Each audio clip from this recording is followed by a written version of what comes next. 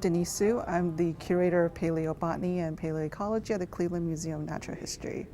So I actually take care of the fossil plant collection at the museum, and I also, of course, do research, and I work on early hominin paleoenvironments. I work mostly in Tanzania at Laetoli, and I've been working there since 2000, and I've also worked on the paleoenvironment of other hominin sites like Ardipithecus cadaba, Ardipithecus ramidus, and then now also at Woronzo Mile in Ethiopia as well.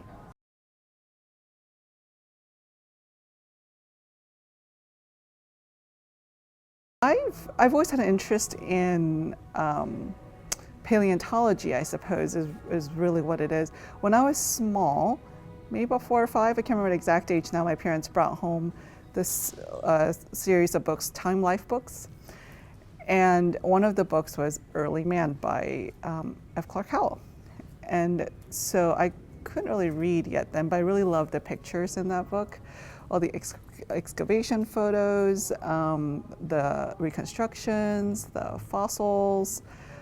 I didn't necessarily know what the book was on, I think, but I just thought it was all really cool, all the pictures. And then I was actually a pre-med major in college, and I had to take a social sciences requirements class. So I chose Introduction to Biological Anthropology.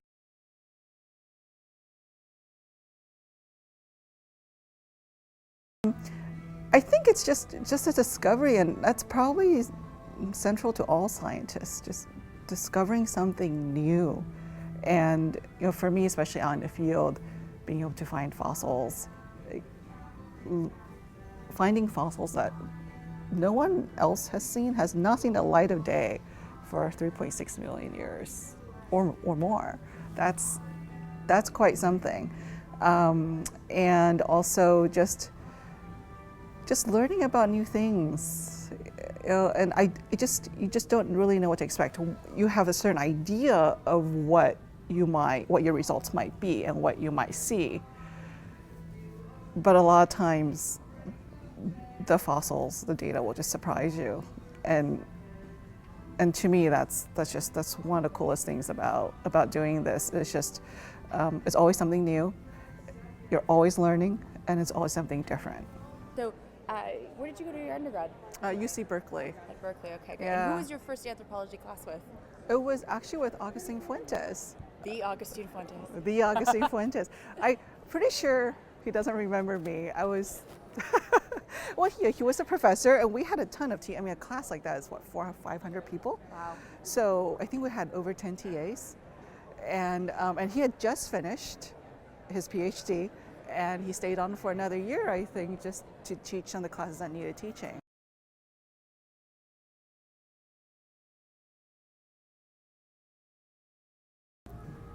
We didn't have all of these different committees and focus groups to really try to increase the diversity and inclusion of not just association, really, but the field, right? Because, and it seems like in the last, I don't know, 5 to 10 years, there's been a real focus on this, and it's fantastic. So I think that if we keep on going in the direction that we are in now, and having diverse role models as well, it helps for the younger generation to see that there are lots of different people who are biological anthropologists answering lots of different questions. They have different roles within the field and within the association. I think that will go a long way, and already the association is doing a lot of this. Biological anthropology is it's by nature, I think, a multidisciplinary and interdisciplinary field, and it pulls in so much from other fields as well to try to answer the questions that we all have. And so I think that because of that, perhaps we don't sometimes feel as cohesive at times, because we're all actually doing something very, very different.